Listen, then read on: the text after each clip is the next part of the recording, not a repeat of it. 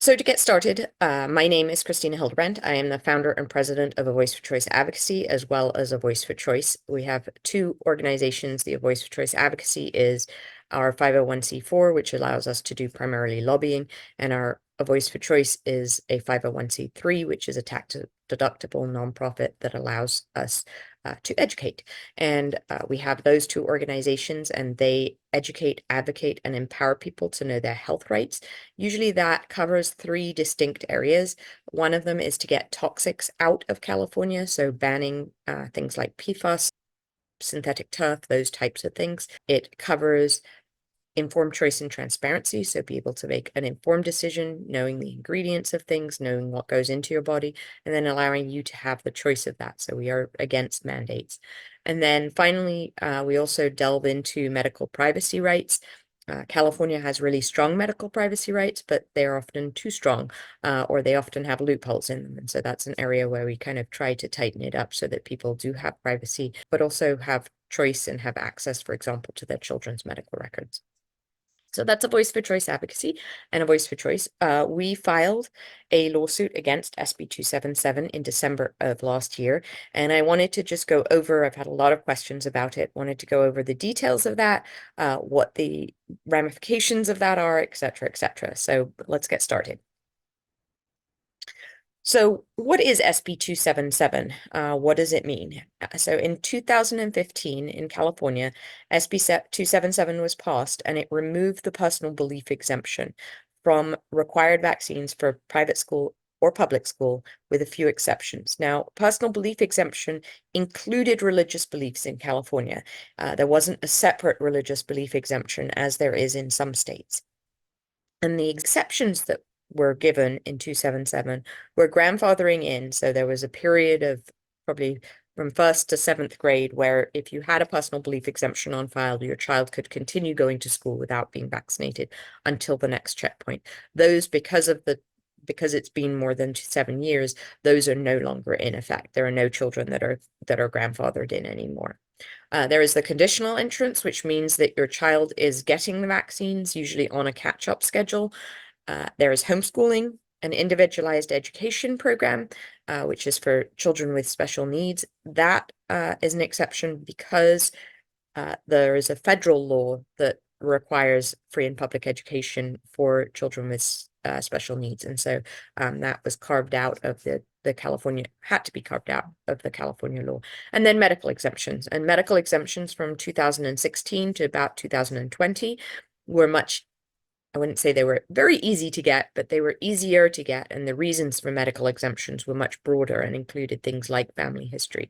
SB 276 and SB 714 were passed in tandem in 2019 and made it nearly impossible now to get a medical exemption. One, because the doctors who write them are being witch hunted, and two, because the requirements for medical exemption only the CDC contraindications and precautions, which are you basically have to have had an anaphylactic reaction or nearly died from a vaccine, and only that vaccine. So if you had one vaccine, you could get an exemption for that vaccine, but not for other vaccines. And so it has made it nearly impossible to get a medical exemption in California.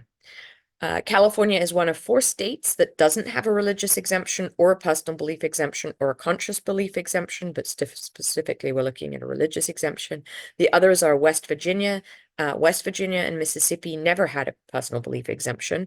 Connecticut, sorry, there's a typo there, Maine and New York.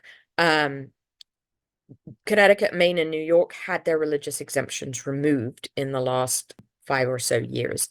And I'll go into court cases that are happening in those states. Mississippi, as I said, did not have a religious exemption, did not have a personal belief exemption, but last year in 2023, there was a lawsuit that instated one.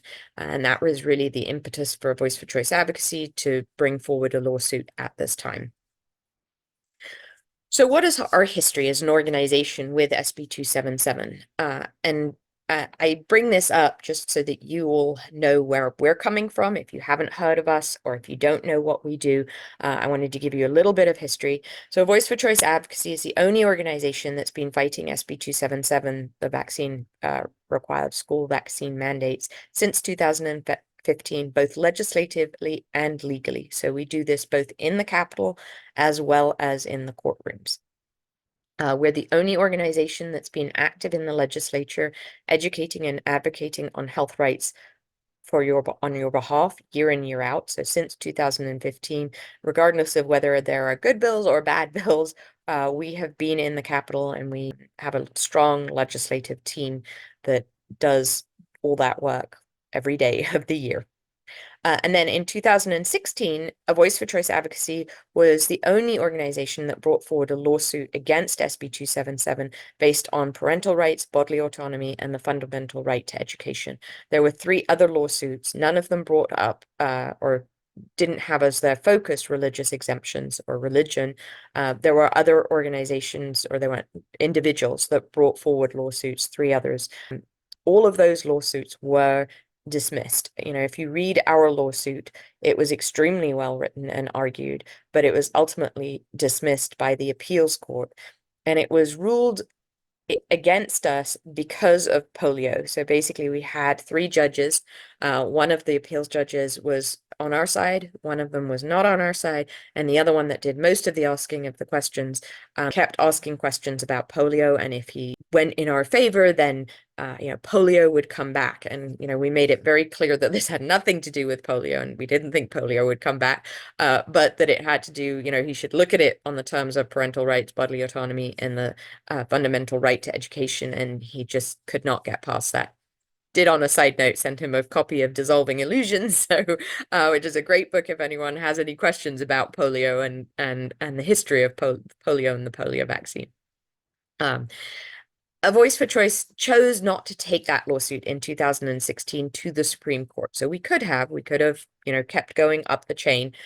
We chose not to because at the time, the judges on the Supreme Court would have set bad precedents, and they would have likely ruled against us. And we didn't want to have that happen. So we were very cognizant of that, and just wanted to sort of let it lie low rather than bring it up to a state level and a federal level where they would have made a decision likely not in our favor. So, as I said, why bring a lawsuit now? We brought one then, but we didn't take it all the way. I think there are 3 main reasons for bringing a lawsuit now in California. And one of them is that the COVID pandemic brought religious rights to a forefront of litigation and made religious exemptions to vaccines more prevalent given corporate vaccine mandates. So if you have been following Voice for Choice advocacy for a while, you'll know that during COVID, I did over probably 100 religious exemption workshops. We do have a video if you're still in that situation for work. We have a video that you can get that goes through how to write a religious exemption, what you need to do. We don't tell you what to write, but because everyone needs to come up with their own, but we do go through how to go about that. So that's one reason. Another reason is the ruling in Mississippi, as I mentioned, that required the state to have religious exemptions for school required vaccine, shows that you can win such a case. I will say that there have been losses in other states. So for example, Connecticut and West Virginia both had losses, and they did not get in the first courts, they did not win. And so it's not a slam dunk. And, I do think that California, being a very liberal state, similar to Connecticut, it is likely that, touch wood, that we win, hope that we win, but there is a good chance that, our judges and our courts here are very liberal and are much more prone to side with public health than they are with the Constitution. It's unfortunate, but that is the case. So it really depends on partly who the judge is that we get. I also think that even if we win at the first level, the state is likely to come back and appeal it. So we are prepared to go to the Supreme Court. We believe that if we go to the Supreme Court and it is heard, it is, we have a much better chance in today's Supreme Court, which is much more conservative, that they would rule in our favor along the lines of religious rights. But only if they take this case. So one of the risks we have if we've lost in the first 2 courts, or if we've won and lost in whatever order, is that the Supreme Court only takes 5% of the cases that come before them. So 95% of the cases that come before the Supreme Court are never heard. And what stands is what stands at the local or the state level. And so that is something that, we'll see as it goes along, but that is something that we need to contend with, that they may not take it. Now, having said that, because there are two suits filed in California, and there are two suits in Connecticut. There's one in New York. I believe there may be one in West Virginia, and the win in Mississippi. Because there are a number of states and a number of cases, it is likely that if all of these make it to the Supreme Court, that it gives it a better likelihood, I should say, of them hearing one of the cases, because this is obviously an issue of importance. So for those reasons, we now decided this was an ideal time. We had been, not really seeking out plaintiffs, but if somebody came to us and said, this is my issue, we did look at them and ask them questions. And it really was COVID that brought forward parents who had put forward a religious exemption for themselves and had really thought through their religious beliefs when it comes to vaccination, and sort of putting them together and putting them down on paper. And so I think 5 years ago, we had, I had talked to people and was trying to see whether they were strong enough plaintiffs, and they really weren't strong enough plaintiffs because they hadn't gone through that process. And you need to have, your lawsuit is as strong as your plaintiffs are. So you really need to have strong plaintiffs to win a lawsuit. So I wanted to spend a little bit of time, a couple of slides, on what constitutes religious beliefs in California. I get asked this a lot, and I get told, you shouldn't really be putting forward this lawsuit just on religious beliefs because, there are people that are not religious, and that's unfair to them and discriminatory to them. And I understand that. And if it were up to me, we would have no medical requirements for school. To me, that just doesn't go together. Like, you go to school to be educated, and that's what you go to school for. You don't go to school to be required to have various medical treatments and eye exams, those types of things.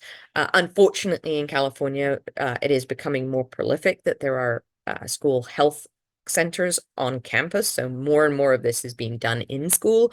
It would be our choice to not do it. And we've talked about that to legislators, but they believe that everyone should have access to this, and schools are a great place to access it. So I wanted to kind of go through what constitutes religious beliefs, because it is, because of our First Amendment rights, it is quite broad in the United States, and that is a wonderful thing. If you came from a different country, this would not necessarily be the case.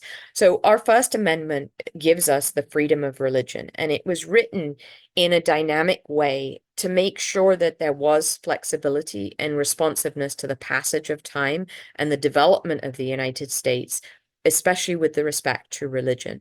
So religion is not limited to traditional denominations. So for you to have sincere religious beliefs does not mean you have to be Catholic or Jewish and you have to go to church or synagogue or Muslim, or you don't have to be part of an organized religion to have sincere religious beliefs.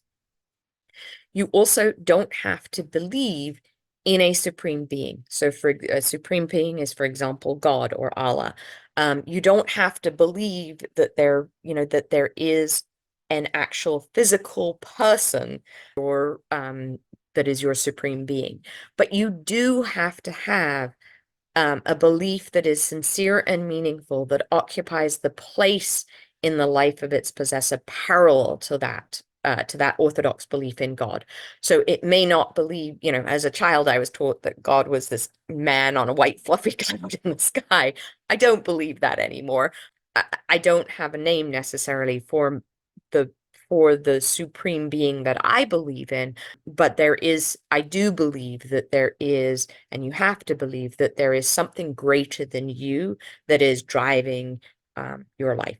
So as I said, it has to also be, therefore, something that is more than a philosophy, moral, ethic, or way of life. So, for example, if you're vegan for the sake of being vegan because you don't like killing animals, that's not a good enough reason to have sincere religious beliefs against vaccines because they contain animal products. There has to be something that's considered a religious belief or creed, something more than that. It also has to, your religion has to address fundamental and ultimate questions having to do with deep and imponderable matters. So that means, what happens to you after you die, those type of questions, what happens before you're born, what happens at conception, those types of things are included in a religious belief. It also has to be comprehensive in nature, therefore. That means that you have to have this belief system and you have to live by it. It can't just be, oh, I have sincere religious beliefs against vaccination, and that's the only time I believe in a higher power or anything else. Like, it has to be intrinsic in your life and how you live your life. The one thing that, a religion can often be recognized by the presence of certain formal and external signs. That means, for example, wearing a cross, having an altar in your house. Those types of things show that you have sincere religious beliefs. You don't have to have them, but it does give for that greater showing that you have sincere religious beliefs. The other piece of this is it has to be your truth and not anyone else's. So everybody's religious beliefs are different. Even if you are Christian and the person next to you is Christian, your beliefs are going to be different. Because of what you've been exposed to. So, for example, what church you've been to, what pastors you've heard, what texts you've read, what videos you've watched, those types of things, and life experiences, whether you have given birth to a child, whether somebody has died in your life, those types of things will influence your religious beliefs. And so every single person has their own religious beliefs, and no one person has the same religious beliefs, the exact same religious beliefs as anyone else on this planet. And so when you think about your religious beliefs, you have to be true to yourself, rather than using any internet templates or that type of thing. Helping try to come up with your religious beliefs. You have to sit with them and know them. So I also wanted to, this is a piece that A Voice for Choice Advocacy put together that just goes through vaccine ingredients and religion. And this is one aspect of a possible, why you have religious beliefs against vaccination. But vaccines are known to contain various things. There's a excipient list that the CDC puts out called the Pink Book that has all of the ingredients that are in every vaccine. I shouldn't say all of them, because they're all of the ingredients listed that are not generally regarded as safe. So if they are what's called GRAS, they're not necessarily included. So we know that things like peanut oil may be in there, and those aren't listed. So just to go through these, I just wanted to go through this really quickly, but beef, chicken, pork, insects, dog, monkey, shark, guinea pig, hamster cells, pieces are used in these vaccines or in the manufacturing of vaccines. If you go through the sort of center column here, these are various religions and what they don't eat. So, for example, if you're Buddhist, you may not eat any meat. Well, then you probably, if you're these religions strongly not eating meat or not eating certain types of meat, then you probably don't want that injected into your bloodstream or cells from those injected into your bloodstream. And the last two are human cells. So there are human albumin and various other things, and there are aborted human fetal cells that are used either actually in the vial or in the manufacturing, and most vaccine use them in the manufacturing. So if you have anything against abortions, then that would be a reason for some vaccines, not all vaccines, of not to use them. So I just wanted to sort of share that so people can get an idea of, if you are part of an established religion, why you may not want to take these vaccines. So I wanted to go through our religious exemption lawsuit. So, what is the background to this, and sort of get into the nitty-gritty details and hopefully answer some questions. We, on December 22nd, 2023, so last year, a month ago, our lawyers, A Voice for Choice Advocacy's lawyers, filed a lawsuit on behalf of 3 plaintiffs claiming the unconstitutionality of California's school vaccine exemption laws. So that is SB277. This lawsuit argues that SB277 goes against the U.S. Constitution's First Amendment free exercise clause, and the California law must include a religious exemption in the statute requiring children to get vaccines to be enrolled in public or private school. So basically, we're saying, this is unconstitutional. Our First Amendment rights allow for religious exemptions, allow for religious beliefs against things, and this is discrimination in that. And please put in a religious exemption, or in order to have this law in place, there must be a religious exemption. And so some people have asked, what makes this lawsuit different from others? There has been another lawsuit filed by advocates for faith and freedom, and our lawsuit is similar, but I would say what is different is our plaintiffs, our history with SB277, which I already went through, so our organization's history and our longstanding fight against SB277, and then I would say also our legal team. So I'm going to go through the plaintiffs. So as I mentioned, one of our thoughts of backing and supporting a lawsuit in this arena was that we really wanted to have plaintiffs that were solid and strong and would stand up to all sorts of scrutiny in this lawsuit. And I think the families that we found, we're very, very thankful to them and their children who are not in school because of these laws. And they really show that they are people of sincere faith and sincere religion and against vaccination, and that they all have something extra to give. And this is when I said, we wanted to find plaintiffs that were really strong and could stand up to the test of this lawsuit. That's what we found, and that's why we're supporting this lawsuit. The Doshers, they have a child who's allowed to go to school 2 days a week as part of an independent study program. I realized on the first slide I didn't include that. It is homeschooling or independent study. Interestingly, in California during COVID, independent study was expanded, and so it's much easier now to get onto not necessarily much easier to get into an independent study program, but it can be for a longer period of time. It was restricted initially, but with COVID, it was allowed to be longer, and that has continued even post-COVID. So what's interesting about this child is that this child actually attends school 2 days a week, but can't go full time because they're not vaccinated. Mr. Dosher, the father, is the leader of a church youth group and also has a religious exemption to the COVID vaccine at the school he teaches at, which is the same school that his child is barred from attending due to religious beliefs. So this really shows sort of the inequity here of, a staff member is allowed to have and must be able to have a religious exemption due to the First Amendment rights and the Civil Rights Act. But their child that would go to exactly the same school cannot attend because of the same religious beliefs that the parents have. The Joneses are a second family. They have 4 children who are all currently homeschooled due to the lack of vaccination. And both parents have been lead pastors of their church for the past 10 years, but the children can't attend school for religious reasons. And then the Pattersons have 3 children who are homeschooled, again, because they're not vaccinated. And both parents have sincere religious beliefs against vaccinating children after God told Mr. Patterson that this was his fight in 2004. So they have a long standing belief that their children shouldn't be vaccinated, and therefore their children are not in school. We really feel that these 3 plaintiffs, these 3 sets of plaintiffs, families, really have a strong case.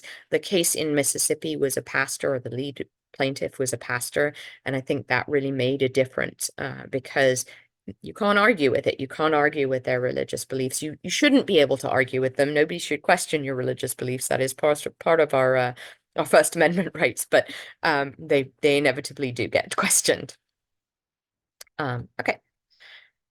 So, who's our legal team on this case? Our legal team is led by Jonathan Nickel.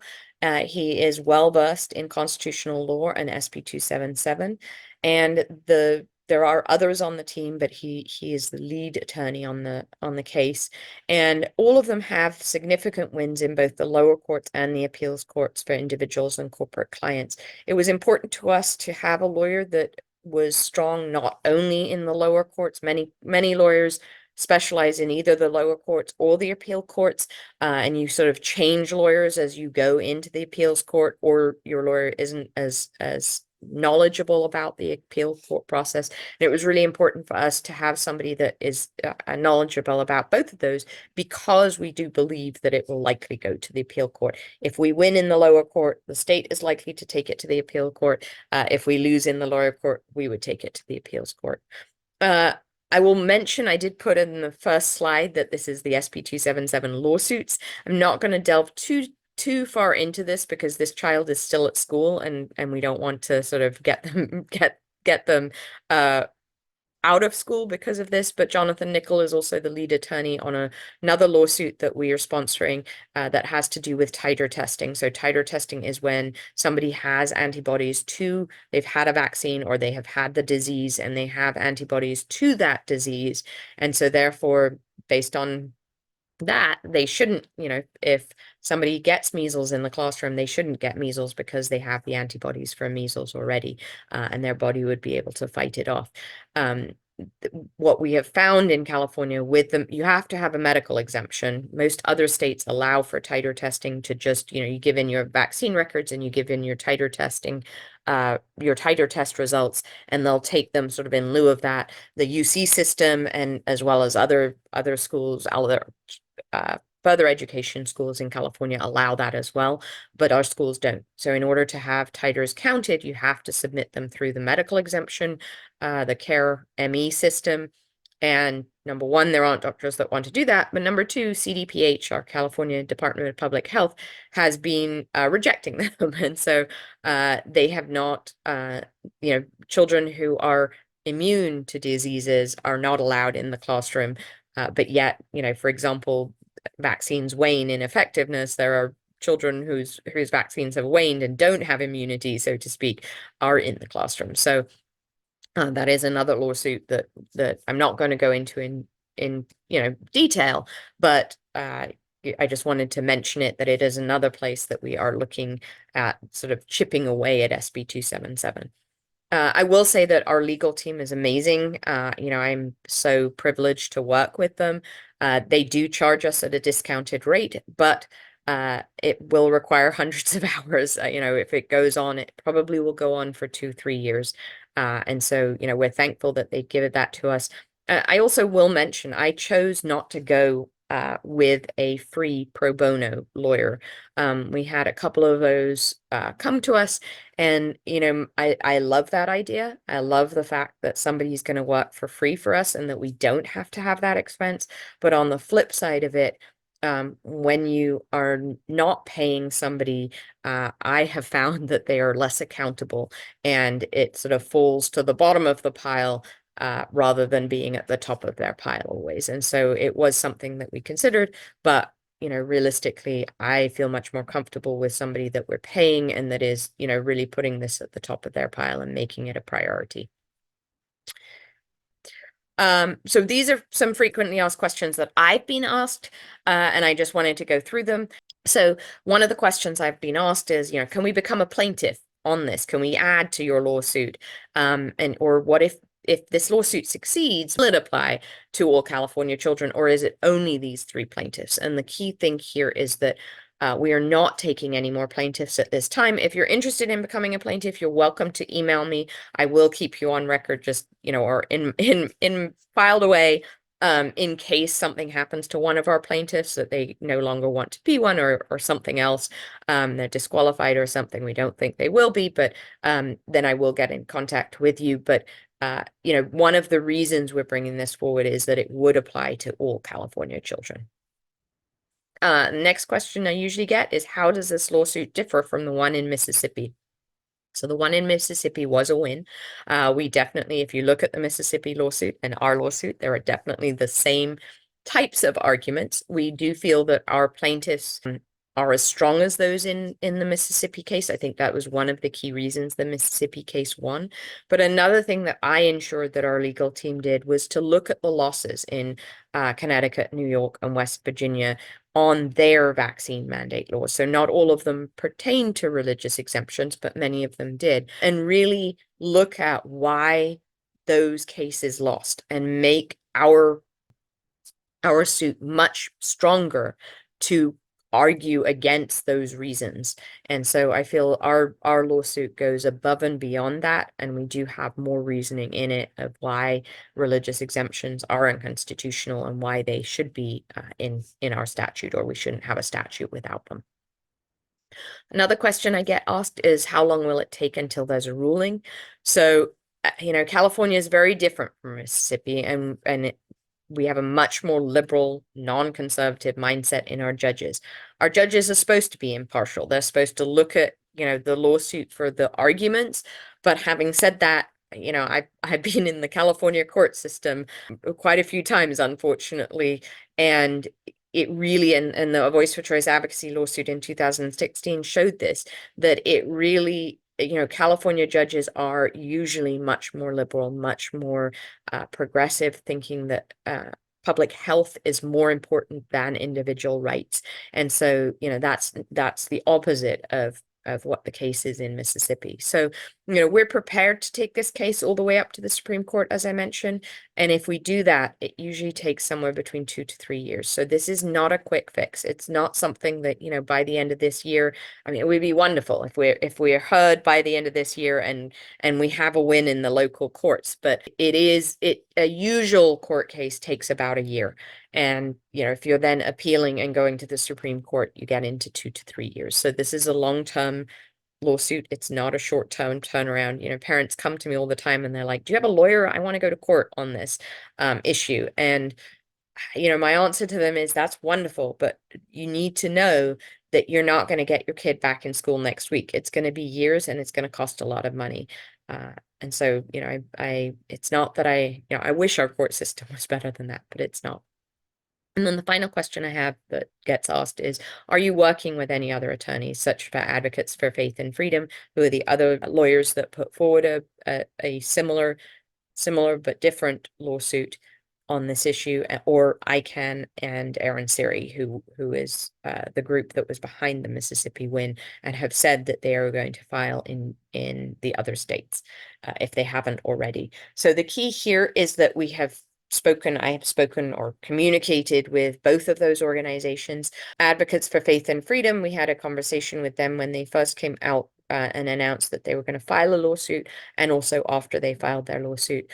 We talked to them about, do we join up and have one lawsuit? Is that a stronger position to be in? Or is it better that we have two separate lawsuits? And our lawyers and their lawyers determined that, we thought it would be better to have two lawsuits because, as we saw in COVID, things in one place get ruled in one way and in another place get ruled another way. And to give us the best chance of winning in California, somewhere along the way, we decided to have two lawsuits. As for Aaron Siri, I have communicated with him. They do plan to have a lawsuit, but they don't usually work with other organizations on their legal suits. And so we are not working with them directly. When they do file, obviously, we will have conversations with them, and there is a chance always that, lawsuits can be enjoined, which means that they are sort of lumped together underneath one judge that is making a decision for all the cases. That could happen. We did file in different districts in California, so California is large enough to have different districts, so it may or may not happen. One last question that people ask is, what can we do to support this? As I mentioned, we're not taking more plaintiffs at this time. So the real way you can support this is to, donate money for this cause. You can do that to either a Voice for Choice advocacy or a Voice for Choice, which is tax deductible. You can do it on our website. If you don't, our website does use PayPal. If you don't want to use PayPal, you can send a check, you can use Venmo, or you can send us through Zelly. I'll put this up again at the end just for people who are interested, but I am going to go to questions and answers there. So I'm going to stop sharing. I am going to go to the questions. So going through these questions, the first question is, what is the best case scenario and the worst case scenario, both timeline and outcome? So the best case scenario would be that we win in the lower court and that the court states that, yes, you're right, and there should be a religious exemption, and that you have, the state must enforce a religious exemption. That's what happened in Mississippi, and the state, immediately within a few weeks, put out how you could get a religious exemption to vaccination at school. They put out a form that you have to do. The one thing I should also say is one of the key things that we're requiring or we're requesting is that it is a broad vaccine exemption, and that it is, either your own documentation, a letter, or just a form that says, yes, I have sincere beliefs against vaccination. New York, their religious exemption that they had previously, which got taken away, was much stricter, and you had to get it notarized. You had to jump through all sorts of hoops to get your religious exemption. Ultimately, you could get it. It was just a matter of getting through the system. But we have requested that, it is a broad religious exemption that doesn't require jumping through hoops. So that would be best case scenario, and that may happen by the end of the year, timing wise, and that would be amazing. If that happens, we anticipate that the state would appeal the case. If they do, they can ask for an injunction. If they get that injunction, it means that the ruling becomes moot until there is until the appeals court has visited the lawsuit and determined whether they side with what the lower court said or whether they feel that it was a wrong decision. Or they may not get the injunction, in which case the religious exemption would continue. And if they lose the appeal, then it could go to they could take it to the Supreme Court. I'm not sure that they would take it that far. Like, I don't know that if they lost 2 in a row, I don't know that they would take it to the Supreme Court. So that's best case scenario. Worst case scenario is that we lose in the lower courts, that they say, nope, it's not unconstitutional. Public health trumps your religious rights. If that happens, we would appeal it. Again, we would ask for, I don't know that we can ask for an injunction, but we would ask for it to be overridden and that there would be a religious exemption in its place while it is going through the appeals court. That's probably unlikely that will happen, given that current law doesn't have a religious exemption. If we were to win in the appeals court, great, then we're good to go. If we lose in the appeals court, then we would go to the Supreme Court. And the worst case outcome there would be that either the Supreme Court doesn't hear it, which, as I said, they only hear 5% of cases. So the likelihood of your case even coming before the Supreme Court is extremely low, or that they hear it. Probably the worst case scenario would be that they hear it and they rule against us, and they say that there aren't religious rights and that parents don't have religious rights, and therefore it's a moot point, and that would set precedents across the country, and that would be really concerning. And I don't think we're in that place. It is why we did not file and go to the Supreme Court in 2016. I think we're in a different place, but I do think that the Supreme Court would rule that we have to have religious exemptions at a state level. So those are the different scenarios. Okay. Somebody asked, is this only a K through 12 bill? So yes and no. So it is K through 12, or if your child goes beyond 12th grade, sort of does 12th grade over, there are some situations, although most of those are special needs children, where they actually go through 14th grade, or till they're 20 years old. Maybe 22. I'm not up on my special needs advocacy there. If you ever need help with the special needs issues, Educate Advocate California is a wonderful organization. They're the ones that I usually defer to. But this also does include daycares. So daycares that are licensed daycares, so over 6 children. It does also apply to them, although it is much sort of a grayer area because children are getting vaccinated between 0 and 2 years old. And so there's much more, I'm going to say, flexibility, but also a little bit less oversight because they only really check it, once a year or so. But yes, it does include daycare. It does not include colleges in California. How does the Nuremberg trial decisions affect our rights as far as we have rights of what decides what to go into our bodies? So let me be very, very clear, and I'll relate it to SB277. That's a very broad question, but for SB277, people will ask this question, how can they require school vaccines? The answer is you don't have to have your kid go to school. So the option is homeschooling, the option is independent study, the option is moving out to a different state. That is the answer. They're not requiring you. You have every right to decline vaccination, but you don't get to go to school. That is why we're arguing it on First Amendment rights, rather than any form of informed choice, because you can make a choice. You just can't go to school. Okay. If it wins in the lower courts, would it then be in effect? Yes, it would go into effect immediately. That's what happened in Mississippi, as I said. Something that I didn't bring up that that I wanted to bring up and meant to say, and that is, this is not about the child's religious beliefs. So unless the child is 16 and what's it called when they remove themselves from their parents, then it becomes the child's religious beliefs.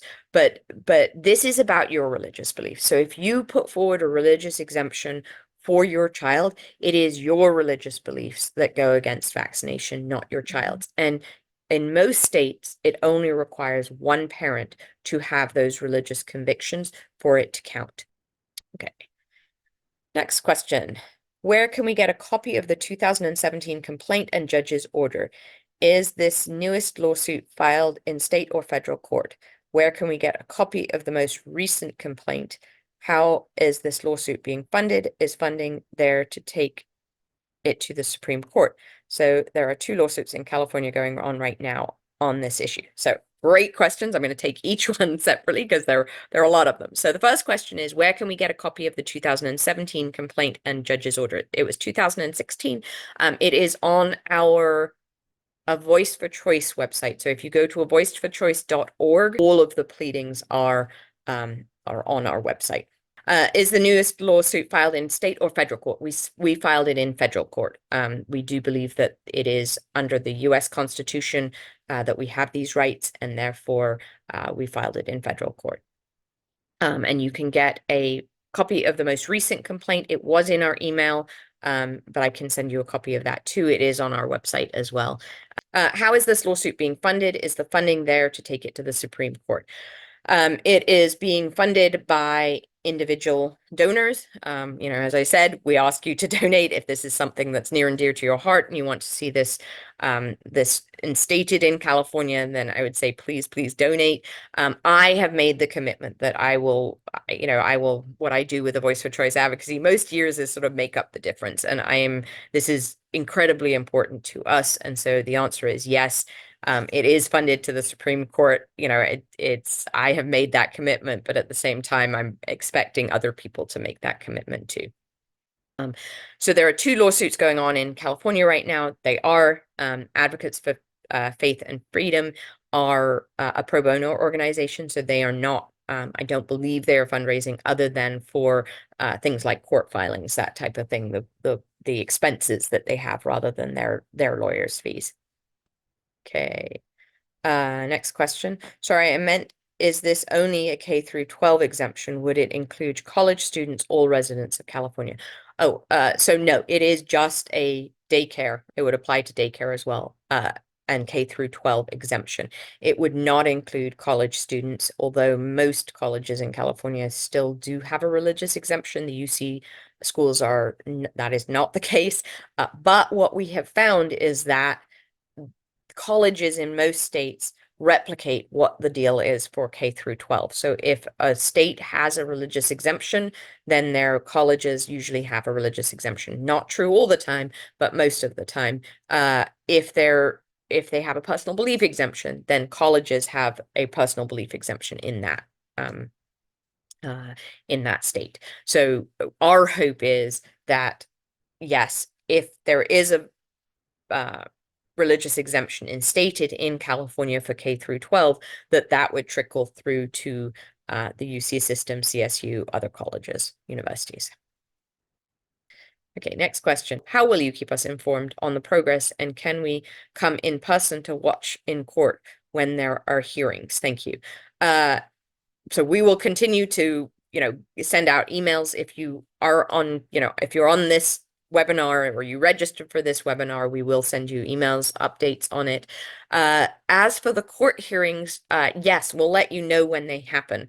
A lot happens behind the scenes before you actually get to court. But we will share that.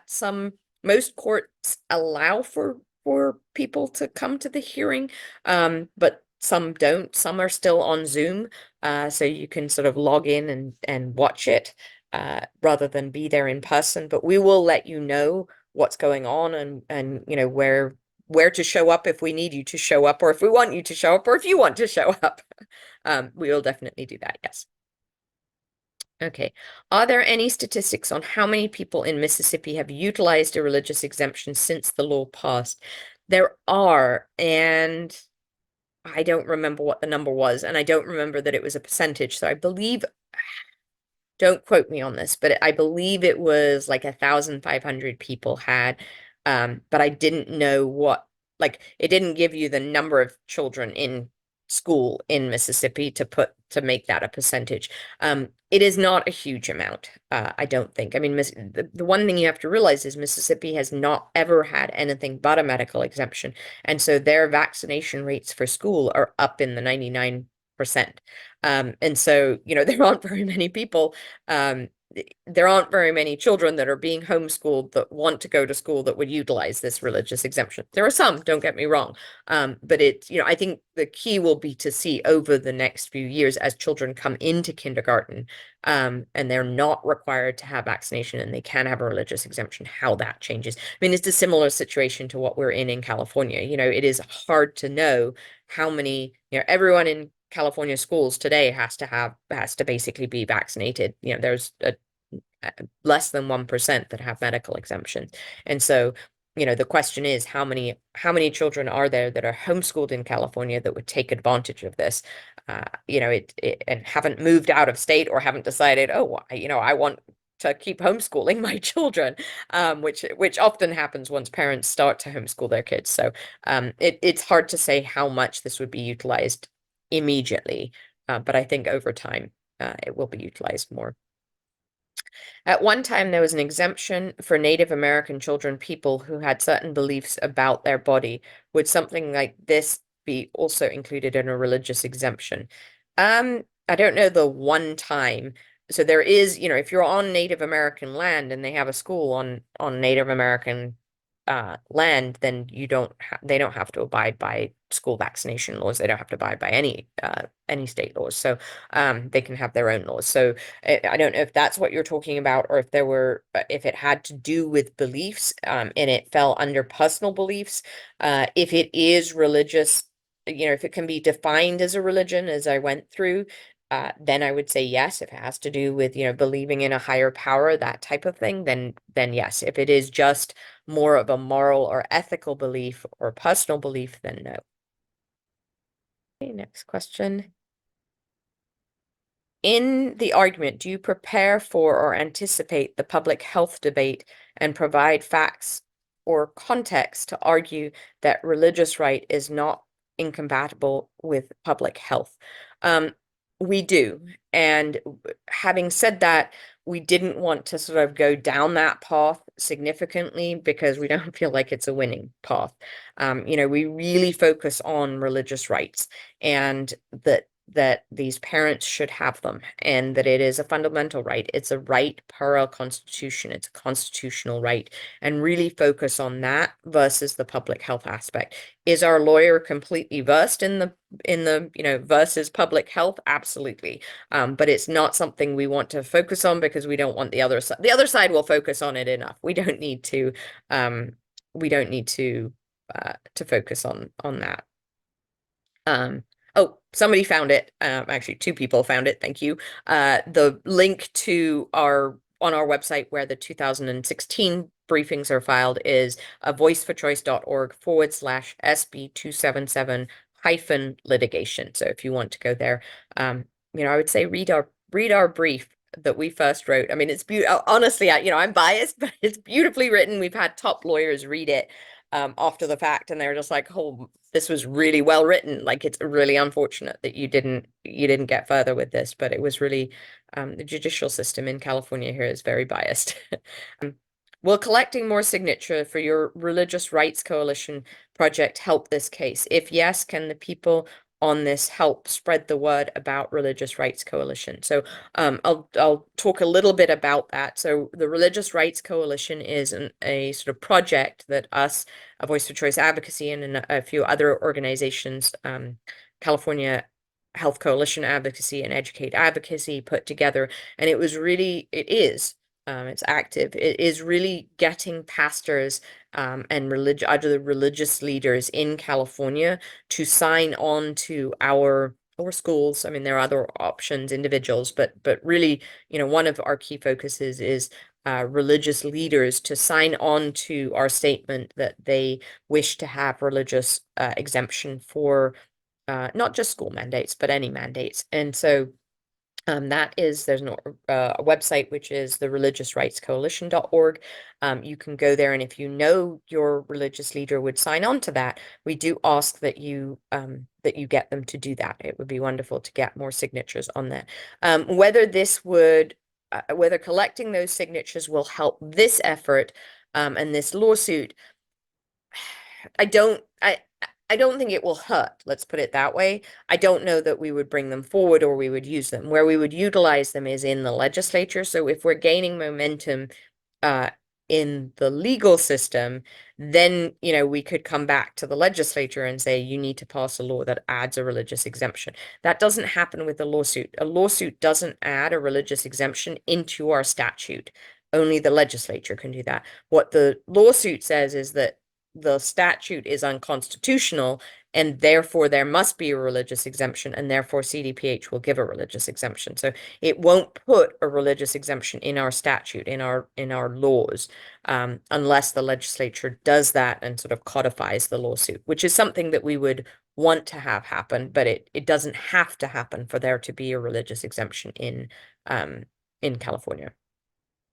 Okay, next question. Where in SB277 law does it state that religious beliefs are no longer allowed? According to California Constitution, Article 1, Section 4, it states that we have the right to exercise our religion without discrimination. That means the right to attend public school, correct? Yeah, that's why we have this lawsuit. That's the crux of this lawsuit. So SB277 doesn't say that religious rights are no longer allowed. What it says is that you can only have a medical exemption or an IEP or homeschool or independent study in order to not be vaccinated. So it sort of does the flip side of it. It doesn't say that, it just says that those are the only options you have. If you want to go to school, you have to be vaccinated or fall into one of those groups. Do you have to have a specific type of IEP for your child to be exempt? There aren't really types of IEPs. I guess maybe you're thinking types of services. The answer is no. If your child has an IEP, one key thing is you want to make sure that every minute of your child day is included in the IEP, so including when they're in general classroom. But no. And if you have issues with that, some schools try and make it out like you have to, like that they're going to take this away, or that, if you're having issues with it, my recommendation is to contact Educate Advocate California. Their website again is educateadvocateca.com. My understanding is that California is a state where access to free and public education is in our state constitution. Will that aspect be part of this lawsuit? I know it didn't seem to help in 2015 with the legislature, but maybe a judge would care. So we are not focusing on that at all. I'm not sure that it's part of our state constitution. It's definitely free and public education is part of the federal constitution. It has been argued in the federal courts and won in the Supreme Court. It is not something that we are focusing on. We really, really wanted to keep our lawsuit tight and focused on religious exemptions. I think one of the things that I wouldn't say it was detrimental in 2016. We had three strong prongs that the Supreme Court had held on all fronts. And we really felt that we had a winning case, but it was really the judges that decided it. And it was, the key piece was we chose not to take it to the Supreme Court. So we are really focusing on religious rights. If we win religious rights, then we'll go to the next piece. But our perspective was, rather than sort of what we did in 2016 was sort of blanket try to wipe out the whole law. And we just don't think that will work. We don't think it would win in the Supreme Court right now, necessarily. We do think religious rights have a possibility and a good chance, decent chance of winning. Can a child who is currently in the public school system, California, use a religious exemption if this bill passes as they advance education through public school system? So it's not a bill, it's a lawsuit. But yes, if there is a religious exemption that is won by this lawsuit, it will become accessible to all children, daycare through 12th grade, forever after, unless there's another lawsuit that trumps it and says, no, that's no longer in effect. So we saw that during COVID, some of it, where one lawsuit would win and then a different lawsuit would lose. And then there was a question of what actually is, what actually sets precedence, what actually is the case. But our hope is that, yes, once this is put in place, that it won't go away anytime soon, and it will be used. You can use it anytime. Subjective question, but overall, how hopeful are you feeling about this lawsuit? So I think I have very mixed feelings. Do I think we have a solid lawsuit written? Yes. Do I think we have solid plaintiffs? Yes. Do I think we have something that could win? Absolutely, yes. What I don't know is the California courts, and I don't have faith in our court system. I have been in it with the lawsuit in 2016. I've watched other lawsuits over the years, over COVID. I've been on my personal custody case on this issue, and the courts in California are not fair. They are 100% biased, and they shouldn't be, but they are. And so, I look at it and I go, I think we will be appealing, or they will be appealing. I think one side or the other. And then the real question is, can we be heard by the Supreme Court, which is really, unlikely. Just the odds are against us. So we've done everything that we can in order to get this to be successful. But I do, there's a lot riding in the other direction, and I think we'll fight. We'll fight and we'll be here, and we're in this to win it. I throw spaghetti at the wall to our lawyers every single week, and I'm just like, what about this lawsuit? What about that? And I'm very thankful that they only take on the lawsuits that they think have a chance of winning. And they clearly took this lawsuit on. They clearly think it has a good chance, but the courts are the unknown piece of it. When you say childcare centers are included, I assume that includes preschools. It does. So the only childcare centers in California that are not covered by SB277 are home-based childcare centers with under, I think it's either 6 or 8 children. Those they don't require the same vaccination information. How are you planning on arguing the greater good versus individual rights? Using the Constitution and the body autonomy argument was trumped.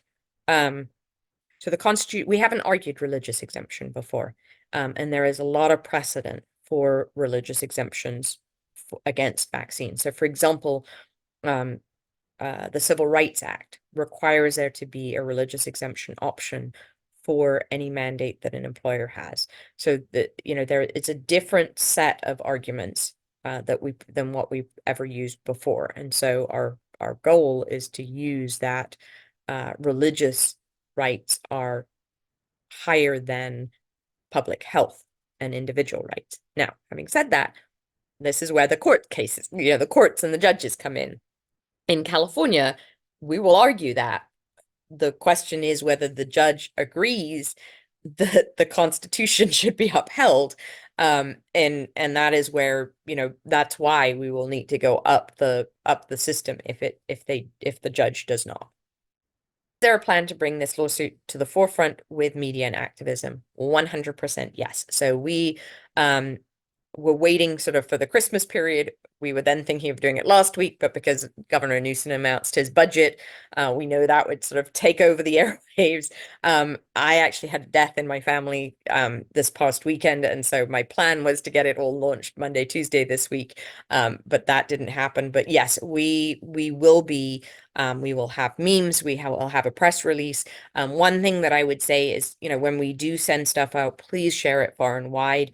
I would say the two key things are getting media on it, getting it out there that people realize this is happening. And number two, I'm really bad about asking for donations, but it is one of the critical pieces here. That, if somebody wants to support this, if you believe in this, our request is to give donations to pay for our legal fees. I don't get any money paid I give money to Voice for Choice Advocacy. I don't get paid for what I do. We do have a wonderful team of four people that we do pay, but other than that, but they are very lean and very, very they do a lot of work for what they're paid, let's put it that way, and I'm very, very thankful to them. But the other piece that I would say is, if you know of any journalists, if you know of any either paper, print, media, podcasts, blogs, whatever it is, if you know anyone that would be interested in writing about this or interviewing me, I'm happy to do that. I would love to do that. So we are making a list of people that we're reaching out to on that front. But if you know of anyone that would be interested in doing that, please send them my way, or give me their information, and I'll reach out to them. If your child has already received vaccines, but you have since learned how toxic they are and no longer want to vaccinate, can you still qualify for a religious exemption? So as long as the reason you are rejecting vaccines isn't because they're toxic, but is because of your sincere religious beliefs, and either that you now have more information that informs you and aligns with your religious beliefs, or if your religious beliefs have changed, then yes, you can. For example, for college, that's when a child is writing their religious exemption, no longer the parents are writing the religious exemption. But that is the place where a child can say, this was my parents' decision. It wasn't my decision. And that is a valid reason as well. But it has to be based on your sincere religious beliefs, not just on, oh, I found out what's in them and I don't like them anymore. Okay. How is California federal courts handled religious cases lately? Are they protecting religious rights in general? Maybe just answered this. So where we've seen religious rights being upheld to some extent is in the cases, for example, where they shut down churches during COVID. And we saw some of those cases be won. So there are cases that have been won, and as I said, it's part of the reason why we feel that this is a good time to bring forward such a case. Okay. I thought religious exemptions were brought up during SB277 and didn't go through. They were. So one of the, and we actually have the quote of that in our brief, where one of the legislators brought up that this would do away with religious exemptions, and the answer was yes, yes, it would. Does ICANN and other groups agree with the strategy to take the risk of bringing the suit to the federal Supreme Court? I am pretty sure that I have not talked to Aaron Siri about whether they would bring it to the Supreme Court, but I'm pretty sure that they would. I think I believe that they have said that in their communications, that they would go all the way to the Supreme Court. I think, right now our Supreme Court is in the best place it has been for this argument. It really is a strong argument, and I think we really could win this. I don't think we've had a Supreme Court like this in the past, or in the recent past. One of my children attends private university out of state, and the school allowed a religious exemption for the COVID vaccine and the MMR vaccine, but their religious exemption forms required a doctor to sign them, as well as a student or parent, if under 18. Is the lawsuit considering this strange agreement possible coming for the state? So this is where I kind of went into the broad religious exemption that we would like to have. and that we don't want contingencies on it. We don't want to have to go to the doctor. We don't want to have to do this.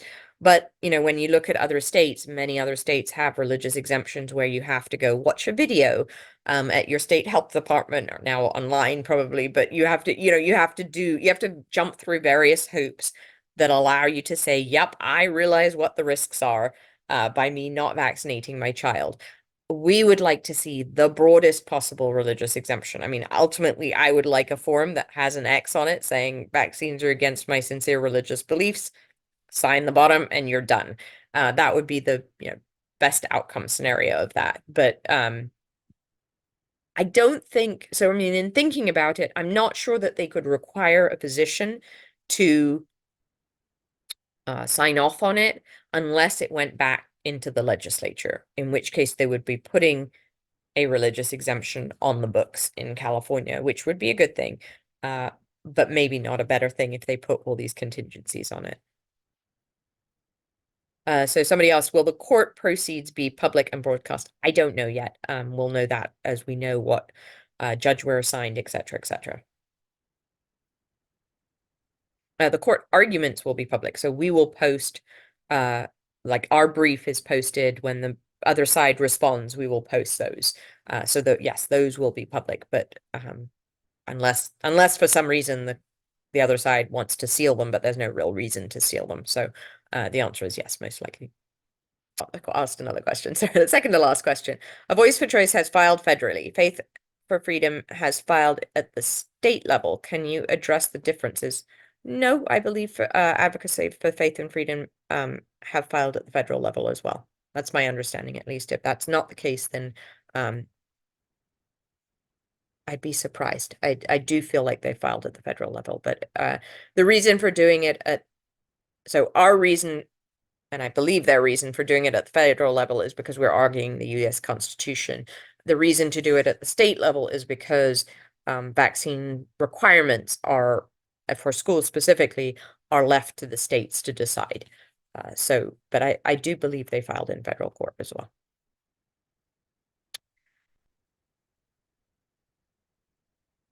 The other two were just thank yous, and somebody asked me to put back up the screen with the donation link, so I'm going to do that while I'm finishing up here.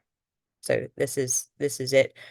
You can send via Venmo. If you do Venmo, just one of the things, a Voice for Choice is under a business listing. Some people, when they type in a Voice for Choice, it doesn't automatically come up because it's looking at individual people rather than business. But you can use, if you go onto our regular sites, you can click on the donate button, or you can go to /donate. You can make a donation there. That's via PayPal. You don't have to have a PayPal account to do that. You can just do it as a guest and just enter your credit card information. You can send a check if you want to send a check. Both of our donate websites, you can click on make an offline payment or an offline donation, and that gives you the address that you can send it to, the check to.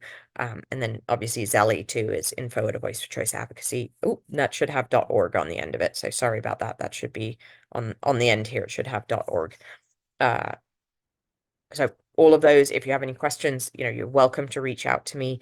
I just want to say thank you to all of you. Thank you to anyone who does donate. Thank you for your support. If you don't have the money to donate, your prayers and sending lots of light and love my way and our way, our lawyers' way would be, and our plaintiffs' way would be wonderful. But we do thank you for everything, and I appreciate that.